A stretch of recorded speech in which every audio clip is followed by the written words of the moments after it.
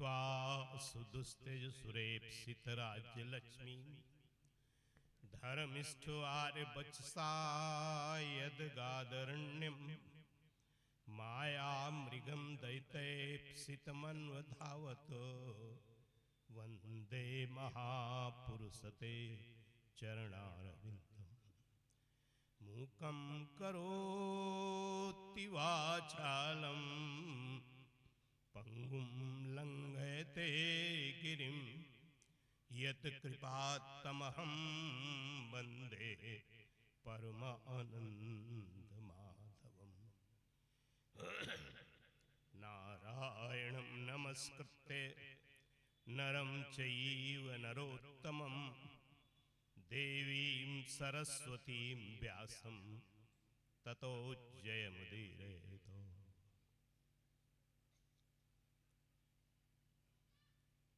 मंचस्थ आदर्श रूप में विराजमान अनंत श्री विभूषित परम श्रद्धेय पूज्य शंकराचार्य जी महाराज, इस व्यासपीठ को सुशोभित कर रहे विद्वत वरिष्ठ आचार्य प्रवर स्वामी अक्षयानंद जी महाराज, सभी सुधी श्रोता महानुभाव, श्रद्धा स्नेहमयी मातृशक्ति, जीवन में ऐसे पावन क्षण जब हम आप सबको महापुरुषों के पावन सानिध्य में बैठकर जीवन को उत्कर्ष के मार्ग पर आगे ले चलने की प्रेरणा, मार्गदर्शन प्राप्त होने का अवसर मिलता है, तो उस सब हमारे आप सब के लिए बड़े भाग्य का विषय होता है। आप सब निश्चित ही भाग्यशाली हैं कि इस पावन अवसर पर आप महापुरुषों के पावन विचारों से अपने को लाभान्वित कर रहे हैं। इससे पूर्व की मैं कुछ चर्चा आपके सामने रखूं, सर्वप्रथम अपने मनवाणी को पावन बनाते हुए उसी भगवान के मंगल में नाम से अपने को जोड़ने का यत्न करेंगे, जिसकी कृपा से हम आपको ये पावन अवसर सुलभ हुआ है। और उच्च स्वर से भगवत नाम का उच्चारण करें। कृष्ण गोविंद गोविंद गोपाला कृष्ण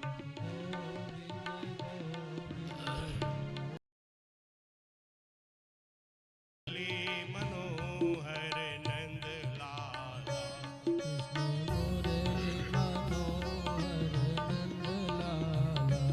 कृष्ण गोविंद गोविंद गोपाला कृष्ण गोविंद गोविंद गोपाला गोविंद गोविंद गोपाला कृष्ण गोविंद गोविंद गोपाला कृष्ण मुरली मनोहर नंद लाला कृष्ण मुरली मनोहर नंद लाला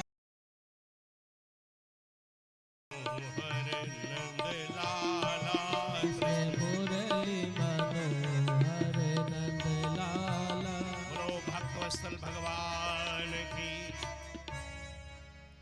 बड़ी ही पावन चर्चा हम आप सब श्रद्धेय स्वामी जी से प्राप्त कर रहे थे कि महाराज परीक्षित के जीवन में एक चूक हो गई, एक भूल हुई, और उसका परिणाम आप सब जानते हैं। हमारे महापुरुष भी सावधान करते हैं कि हम आपको भी जीवन में सतत सावधानी की आवश्यकता है। हमारे संत कहते हैं कि जैसी करनी वैसा होगा कल। हम आपको सावधान रहना है कि कहीं हमारे जीवन में कोई ऐसी गलती, ऐसी चूक तो नहीं हो रही है जिसका परिणाम हम चाहते नहीं, और न चाहते हुए भी जब हमारे जीवन में आता है तो हम अपने को उससे बचा नहीं पाते हैं। हमारे शास्त्र कहते हैं पुण्यस्य फल नेक्षन्ति पुण्य नेक्षन्ति मानवाः न पापस्य फलमिच्छन्ति पापम कुर्वन्ति यत्नतः। पुण्य का फल सुख होता है। सुख सभी चाहते हैं कि हमारे जीवन में सुख आ जाए, और सुख की अपेक्षा से हम आप जीवन पर्यंत प्रयास करते रहते हैं। लेकिन सुख आएगा कैसे? बोले पुण्य के परिणाम से ही सुख आता। पुण्य फलम इच्छन्ति, लेकिन पुण्य मेच्छन्ति मानवाः। लेकिन पुण्य हम करना नहीं चाहते, और पाप का फल दुख कोई नहीं चाहता संसार में। न पापस्य फलम इच्छन्ति, लेकिन पापम कुर्वन्ति यत्नतः। माने पाप का फल दुख कोई चाहता नहीं है, लेकिन हमारी उधर प्रवृत्ति लगी हुई है। तो हम आपको सावधान होना है कि आज आप जैसा कर रहे हैं उसके परिणाम से बच नहीं सकते।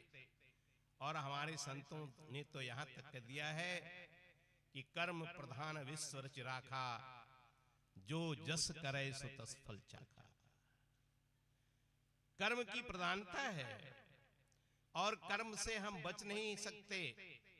उसके फल से हम अपने को चाहें फिर बचा नहीं सकते, क्योंकि एक दो जन्म नहीं, हमें भले ही लाखों जन्म क्यों न लेने पड़ जाएं, लेकिन जो कर्म हमारे द्वारा किया गया है उसका परिणाम निश्चित हमारे जीवन में आएगा, और उसे हमें भोगना ही पड़ेगा। उससे हम बच नहीं सकते। इसलिए कर्म करते समय हम आपको सावधान होना है, बहुत सजग होने की आवश्यकता है हम आपको। और यदि सजग न हुए हम अभी, तो निश्चित रूप से परिणाम हमारे सामने आएगा, और हम फिर दुखी हो जाएंगे। महापुरुष हमें सावधान करते हैं। जिस समय प्रश्न किया, यही प्रश्न हुआ कि आखिर ऐसा कौन सा कर्म हमारे जीवन में हुआ जिसके परिणाम से हमारे 100 पुत्रों का वध हुआ और मैं जन्मांध पैदा हुआ। आखिर ऐसा कौन सा कर्म था? प्रश्न धृतराष्ट्र का होता है।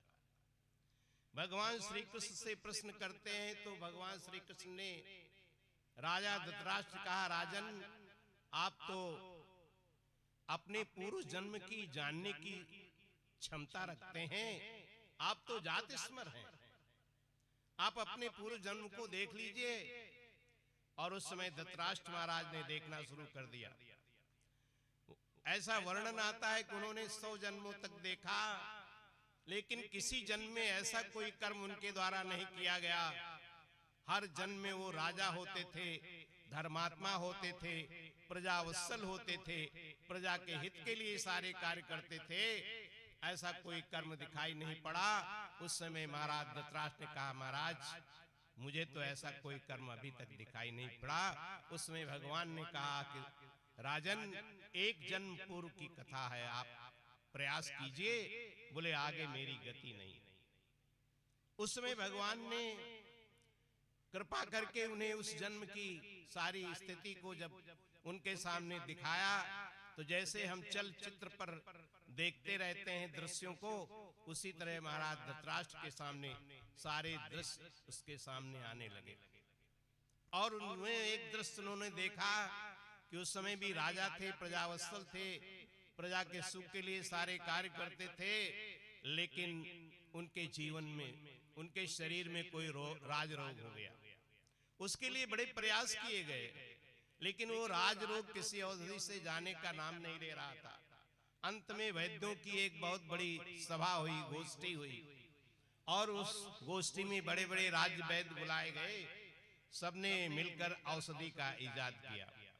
बोले एक ऐसी औषधि है जिसका निर्माण किया जाए तो निश्चित रूप से ये जो शरीर में व्याधि हुई है ये जा सकती है। लेकिन उस औषधि के निर्माण में 100 राजहंस के बच्चों को उबलते हुए कड़ा के में डालकर औले बनाया जाए और शरीर पर लेप किया जाए तो राज रोग जा सकता है। आप तो प्रजावत्सल राजा थे, आपने कहा पक्षी भी हमारी प्रजा हैं और मेरे इस शरीर को रखने के लिए इतने पक्षियों की हत्या हो, ये मुझे स्वीकार नहीं किया है। जब उन्होंने कहा हमें स्वीकार नहीं है, तो सारे उनके जो शुभचिंतक थे, जो उनके सलाहकार थे, उनके जो मंत्री आदि उच्च पद पर बैठे हुए थे, उन सब ने मिलकर के कहा, राजन आपका शरीर तो प्रजा के लिए ही है। अगर प्रजा को सुख मिलता है, प्रजा के लिए आपका जीवन है, तो आपके जीवन की रक्षा के लिए प्रजा का भी कर्तव्य है। यदि थोड़े से जीवों की हत्या हो रही है और उससे आपके शरीर की रक्षा हो रही है, तो आपको निश्चित आदेश देना चाहिए, स्वीकार करना चाहिए। और बहुत आग्रह करने पर उन्होंने स्वीकार कर लिया। परिणाम क्या हुआ? अवलेह तो बन गया, शरीर पर लेप भी हो गया, व्याधि भी चली गई। लेकिन उस कर्म के परिणाम से जब इस जन्म में आप आए, तो आपके सामने अनेकों प्रकार के अधर्म के कार्य हो रहे थे। पुत्र के मोह में, दुर्योधन के मोह में आपके अपने विचारों को धर्म से हटकर अधर्म के प्रति आपकी आस्था बढ़ती चली गई और धीरे धीरे उसे स्वीकृति मिलती चली गई। आप जानते हैं, आपको जानकारी थी, फिर भी आपने कभी भी दुर्योधन और कौरवों को रोकने का प्रयास नहीं किया। आपकी ही कुलवधू थी द्रौपदी, जिसे बीच सभा में निर्वस्त्र करने का दुष्प्रयास किया जा रहा था। आपसे भी उसने गुहार लगाई थी, लेकिन आपने उसे रोकने का प्रयास नहीं किया। भीम को हलाहल विष दिया गया, योजना पूर्वक बना करके योजना बनाई गई, आपकी जानकारी में होते हुए भी आपने मना नहीं किया। लाक्षागृह में पांडवों को मारने के लिए लाक्षागृह बनाया गया, किसमें पांडव जाएंगे, से आग लगा दी जाएगी, सारे पांडव समाप्त हो जाएंगे। ये भी आपकी जानकारी में था, आपने रोका नहीं। एक नहीं अनेक दुष्कर्म होते रहे और ऐसे परिणाम ही हुआ आपके जीवन में। यह स्थिति आ गई कि आपके देखते देखते 100 आपके पुत्रों का वध हुआ, आप जन्मांध पैदा हुए। ये सारे उस पाप का परिणाम था जो 100 वर्ष पूर्व किया गया था और उसे फल देने का अब के अधर्म आ गए थे, उसका परिणाम है। इसलिए शास्त्र कहता है, संत कहते हैं, अवश्यमेव भोक्तव्यम कृतम कर्म शुभाशुभम न भुंक्ते क्षीयते कर्म जन्म कोटि सतैरपि। अवश्य ही हमारे द्वारा जो किया गया कर्म है उसे भोगना ही पड़ेगा। इसलिए हम आपको सावधान, कोई ऐसा कर्म हमारे द्वारा न हो जिसका परिणाम हमारे जीवन में दुख आए, प्रतिकूलता जीवन में हमें शुभ कर्म की ओर, पुण्यों की कर्म की ओर आगे बढ़ने का प्रयास सतत करना चाहिए। शास्त्रों का संदेश है, अगर हम जीवन में एक एक क्षण सावधान होकर के अपने को आगे के कर्म की जो थ्योरी, अंत में उसी जीवन के शाश्वत को स्वीकार करते हुए हम इस मानव जीवन को सार्थक कर सकेंगे। इन्हीं विचारों के साथ हम समय की परिधि में यही वाणी को विराम देंगे। 2 बार प्रभु का नाम लेंगे और फिर आगे की चर्चा आपसे करेंगे। गोविंद जय जय गोपाल, जय जय गोविंद, जय जय गोपाल, जय जय राधा रमन हरि गोविंद, जय जय